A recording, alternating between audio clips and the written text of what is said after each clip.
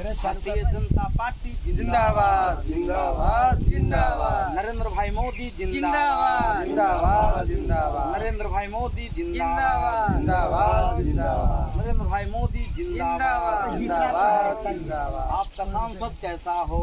रामकृपाल यादव जैसा हो। पाटलिपुत्र के लोकप्रिय सांसद कैसा हो? रामकृपाल यादव जैसा हो। भारतीय जनता पार्टी जिंदाबाद जिंदाबाद जिंदाबाद। भारत माता की जय। भारत माता की जय।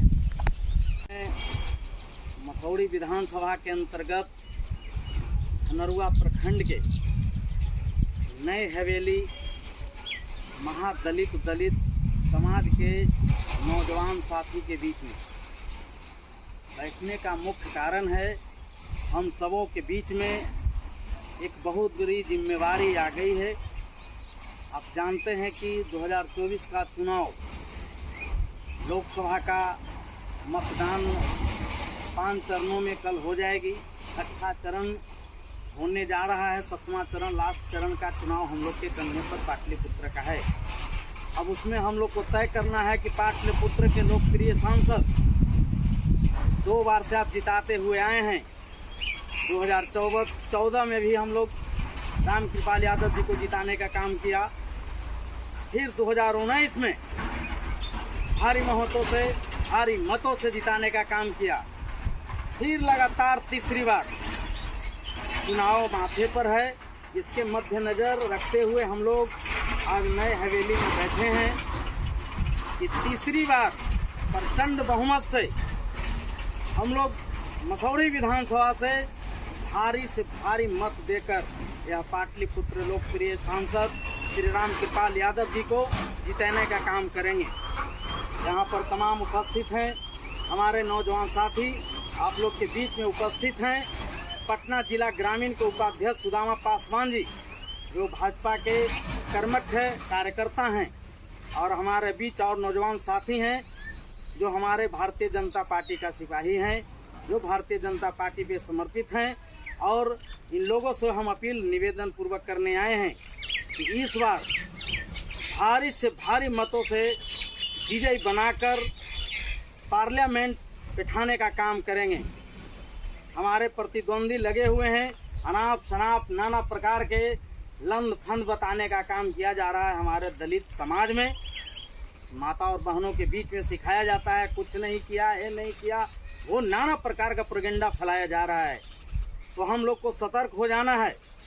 और जानते भी हैं कि सत्ता 15 साल विरोधियों के हाथ में दिया था, और याद भी है कि वह जंगल राज का जमाना आ गया था, और जंगल राज को साफ करने का काम हमारे एनडीए सरकार किया।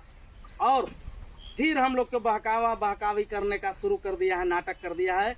तो मैं तमाम लोगों से यह अपील करने आए हैं कि सावधान हो जाना है और भारी मतों से विजयी बनाकर पार्लियामेंट में बैठाने का काम करेंगे और देश के यशस्वी श्री नरेंद्र भाई मोदी जी को सरकार बनाएंगे। मैं तमाम लोगों से यही अपील करने आए हैं, इसी के झांसे में नहीं जाना है मित्रों।